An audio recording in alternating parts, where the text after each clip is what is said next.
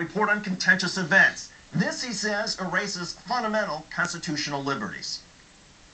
It is a huge and egregious assault against our democracy. It overturns over 200 years of law, which has kept the military out of domestic policing. In a Washington Post op-ed last Sunday titled 10 Reasons the U.S. is no longer the land of the free, law professor Jonathan Turley points to the recent passage of the National Defense Authorization Act, as well as other civil liberties infringements orchestrated since 9/11, as ample grounds for reconsidering our definition of a free country. Among the reasons are the assassination of U.S. citizens, which President Obama has claimed, as President George W. Bush did before him, to order the killing of enemies of the state. Indefinite detention was expanded under the law signed last month, giving the government the right to strip citizens of legal protections based on its sole discretion. Arbitrary justice gives the commander-in-chief the power to decide whether a person will receive a trial in federal or military court. Warrantless searches can now be used to search everything from business documents to personal library records without probable cause if ordered by the president. Now, for more on this, let's bring in constitutional law expert, George Washington University professor and Counterpoint contributor Jonathan Turley. Jonathan, thanks for your time tonight. Hi, David. We mentioned 4 reasons that you listed in an op-ed for the Washington Post. What are the other extraordinary powers that the government has acquired since 9/11 that infringe on civil liberties?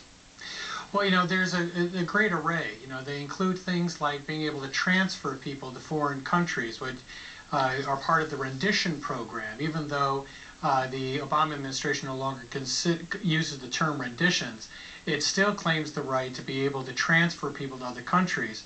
We just had a story that was picked up by very few U.S. newspapers that the English confirmed that one of the detainees that they have was in fact tortured by a foreign country in the presence, they claim, of a CIA personnel, and that this interrogation was done at our behest. The interrogation involved clear, unmistakable, and rather grotesque torture.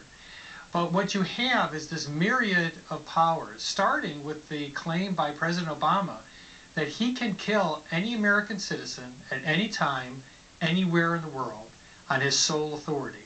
2 of his top attorneys recently reaffirmed that courts have no role in that, and that they can strip citizens of their rights based on their view that they are terrorists or aiders and abettors of terrorists. All these other powers become lessers contained in that greater. And so the question then is, what are we? I mean, we talk a very good game about being the leader of the free world, but when you stack up all of these different powers that have accumulated since 9/11, we have a serious definitional problem. Yeah. You mentioned the Obama administration's argument, their defense for this. How do you see the legal reasoning behind the Obama administration, and what's your sense about how the courts will view it? Well, that's one of the problems that I list, in that the courts have repeatedly said that people do not have standing to challenge many of these national security powers.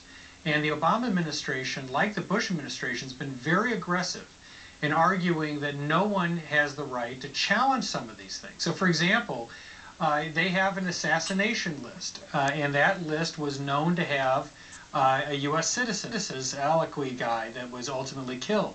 His family went to federal court to challenge his being placed on a kill list. The federal court simply said, you don't have standing, he'll have to come and file. Well, since he's on a list to be killed, that makes going to the clerk's office rather difficult. More importantly, if he were to retain an attorney, that attorney could be viewed as aiding and abetting. It certainly could be accused of that, and no attorney would likely have anything to do with him. He was ultimately killed, and so was a second U.S. citizen who was with him.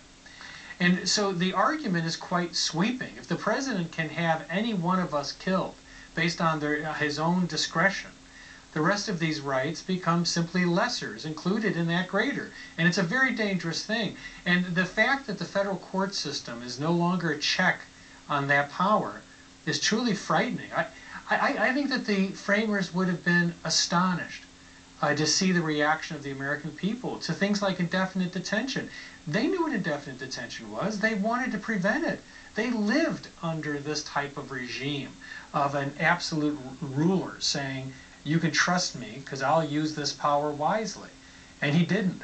And so they created a system to prevent us having any type of absolute reliance on people, as Madison said, being an angel. Do you see anything breaking the cycle anytime soon?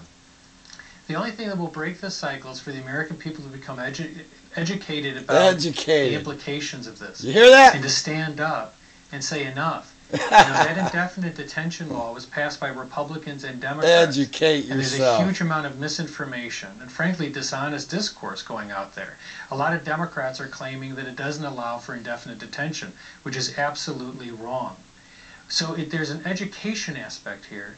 But American citizens had this incredible symbolic moment. You know, the indefinite detention law was signed on New Year's Eve. We got to leave it, Jonathan, we got to leave it there. A great op-ed in the Washington Post. Jonathan Turley, Countdown contributor, law professor at George Washington. Thanks as always. Thank you, Dave. And that is our show for tonight. I'm David Schuster. On behalf of all of us at Countdown, thanks for watching, everybody. Have a terrific night.